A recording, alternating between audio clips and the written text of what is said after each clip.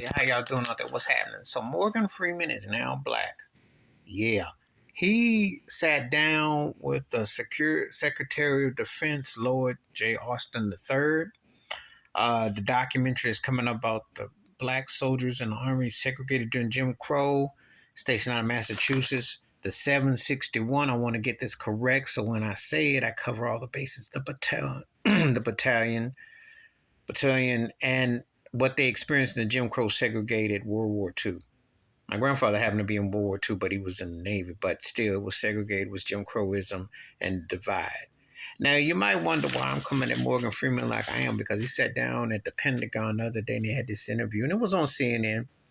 And uh, Mr. Austin said that, you're always reminded that you're black in America, which I always say all the time with the three Ks. They didn't say the three Ks, but they reminded. But while I'm coming to Morgan Freeman, this is the same cat who had a problem with Black History Month, said we don't need it, why is that? And called Hollywood colorblind.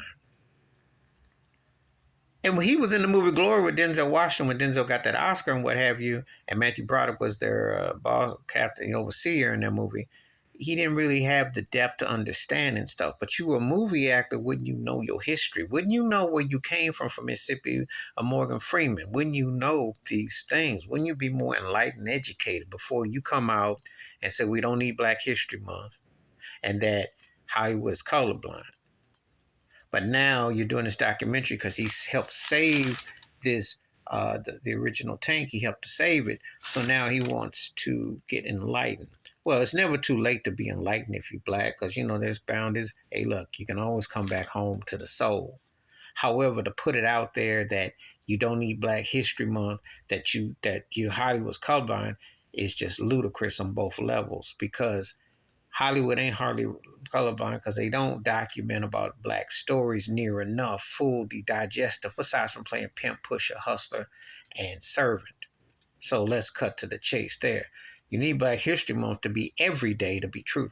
Yeah, he might be right in terms of it. Not, it need to be 365 days. Because black blood and impact is felt in this country more than just 28 days, sometimes 29 because of leap year. You need it to be said every day.